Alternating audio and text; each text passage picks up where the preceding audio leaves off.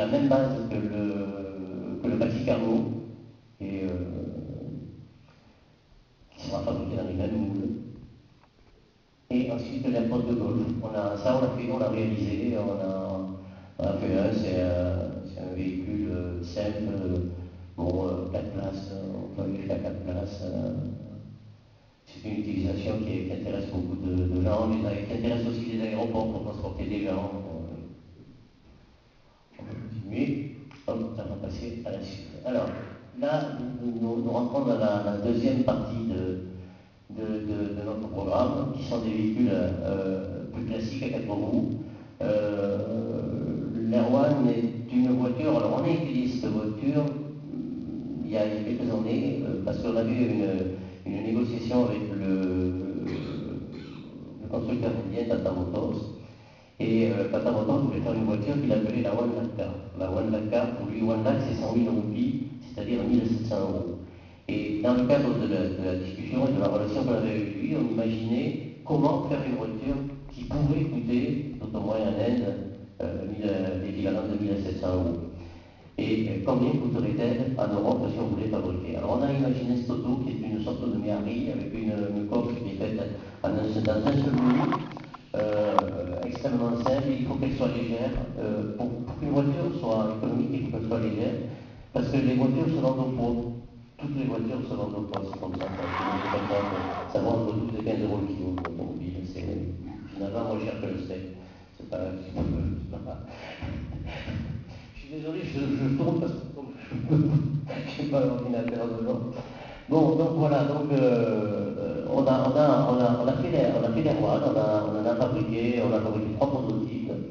Et puis finalement, Tata Motors n'a pas été intéressé par l'Airone, il a fait la Nano, tout le monde connaît, et sur laquelle on travaille en ce moment avec eux. Et par contre, nous, on a dit c'est une voiture qu'on pourra fabriquer et vendre dans l'avenir. Donc, on peut continuer et voir, voilà un peu les premiers dessins. Les premiers dessins, c'était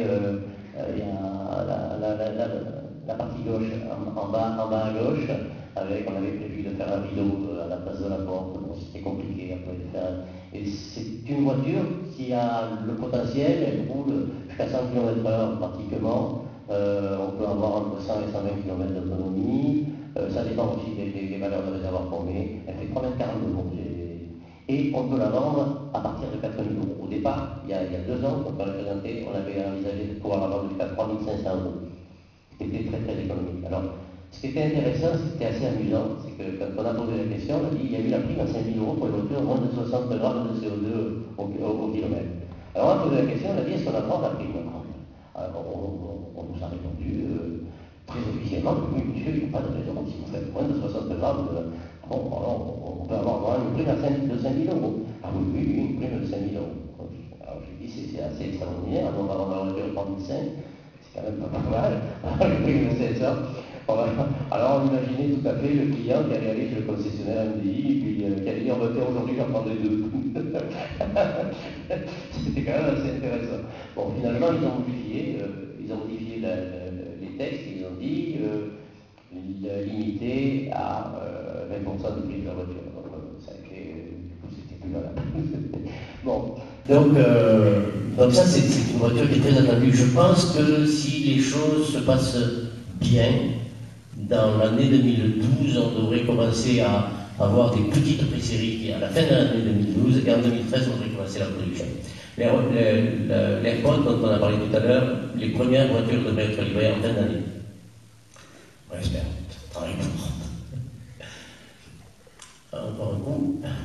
Voilà. Alors, ça c'est la City. Alors la City, alors finalement on s'aperçoit, quand on regarde la City, on travaillait sur une voiture qu'on avait appelée à l'époque, qui était la Mini, qui était la voiture, et Tata Motors s'est intéressé beaucoup plus à celle-là, et la Nano ressemble beaucoup à cette automobile, et il a fait sur cette base-là. Alors aujourd'hui, on rallonge cette voiture, on met 2 sièges supplémentaires, et on est en train juste sur des plans de forme, mais ce sera la même mécanique que l'Airone, et ce sera une voiture qui sera vendue dans les 7 000 8 000 euros, enfin dans ces eaux-là. Bon, voilà. 7008 jusqu'à 9005, elle aura donc une forme de pick-up. Il y a 5 places à l'intérieur, 3,40 m. Et elle pourra rouler en bi-énergie, elle pourra rouler jusqu'à 390 km/h en bi-énergie. Alors, oui, ce qu'on n'a pas dit dans les moteurs, on a la possibilité dans nos moteurs, c'est un moteur à air comprimé, mais si on chauffe l'air entre le réservoir et le moteur avec on va dire un réchaud à gaz, ou alors, pour faire plus sérieux, une chambre de combustion de type jet turboréacteur, on augmente, on ne sait pas qu'on va, on le fait, on augmente le volume d'air disponible, quand on chauffe de l'air, il se dilate, et donc on peut arriver, alors sur l'AirPod, pour situer les problèmes, pas les problèmes, mais les résultats, sur l'AirPod avec un tiers de litre au 100, on arrive à faire 2 fois l'autonomie, avec un demi-litre au 100, on arrive à faire jusqu'à 3 fois l'autonomie. Donc avec très très peu d'énergie rajoutée, on arrive à des résultats. Alors c'est un fonctionnement, c'est pas vraiment un fonctionnement comme l'hybride, mais c'est donc avec de très grosses autonomies à l'air pur et avec un peu d'essence, on peut aller un petit peu plus loin. Avec d'essence ou de gaz, on peut continuer. Alors il est prévu ensuite de faire la Family, qui sera une voiture qui ressemblera un peu. Alors là c'est du projet pur et dur. Il y a quelques plans qui circulent chez nous. Ce sera une C-Class et elle pourra être équipée de plusieurs types de carrosseries avec soit en pick-up, soit en break, etc. Entre 13 et 16 000 euros, ça devient déjà une voiture plus familiale. Ça, c'est un dessin, on prévoit de faire un petit plus tard, horizon 3-4 ans, de faire un petit van avec une grosse quantité d'air comprimé. On peut avoir une utilisation intéressante et les systèmes d'énergie. Et en fait, on avait réfléchi là-dessus parce que l'US Post Service doit changer dans les années qui viennent 250 000 véhicules de ce type-là. Et ça je ne dis pas que ça leur plairait, ça nous plairait de leur vendre ces voitures. Oui, ben bon, ceci dit, ils sont intéressés parce que c'est un véhicule zéro pollution, quand même. On peut continuer. Donc voilà les caractéristiques prévues. Ah ben là, on peut revenir en arrière. Si la machine, voilà les caractéristiques prévues. Bon, 110 km, 150 à 200 km et en mode 3. Alors oui, je ne vous ai pas parlé de mode 3, je vous ai parlé de mode 2, bi-énergie, on chauffe l'air entre le réservoir et le moteur, et donc on a une augmentation de l'autonomie, de l'énergie disponible, par effet d'apport énergétique. Et en mettant sur le même véhicule un moteur plus gros, qui va avoir plus de puissance, on va pouvoir entraîner un compresseur qui va recharger pendant le concours. Autrement dit, à ce moment-là, nous avons un moteur à combustion externe, un moteur thermique à combustion externe qui fonctionne avec un carburant. Et là, ça marche comme une voiture classique. Donc à partir de la City, on aura ce type de possibilités. Il y aura plusieurs options. Il y aura l'option mono-énergie air comprimé, bi-énergie mode 2, air comprimé, mais il faut remplir le réservoir à une station, ou alors bi-énergie mode 3, où on peut rouler et recharger la réserve pendant qu'on roule. On va continuer. Là, on a fait des essais. Vous avez un véhicule qui est à droite, qui est un tracteur de traction. On pourra imaginer faire des tracteurs à fourche. Et ce qui est particulièrement intéressant, alors ce que je n'ai pas dit, ce qui est très très important dans cette aventure technologique, c'est que nous savons faire un plein, une recharge d'un véhicule en très très peu de temps. Alors, pour exemple, l'AirPod, c'est 2 minutes. Un véhicule comme ça, qui apporte moins d'air comprimé que l'AirPod, c'est entre 1 minute et 1 minute et demie. En fait, le temps de remplissage pur et dur, c'est 57 secondes sur l'AirPod.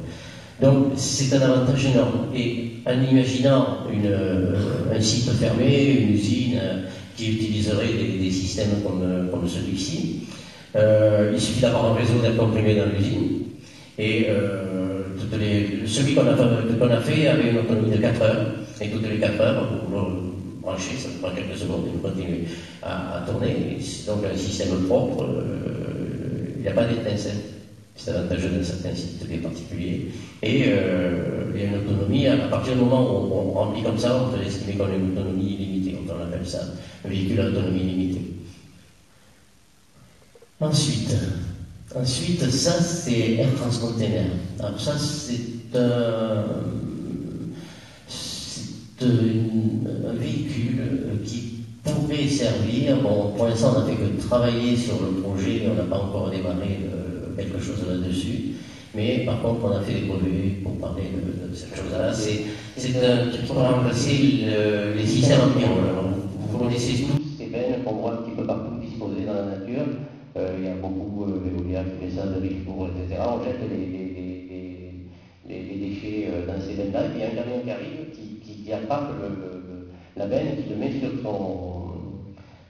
son dos, et qui part avec alors 12 tonnes à peu près le camion, et qui part pour emporter en moyenne 2 tonnes et demie de matériel.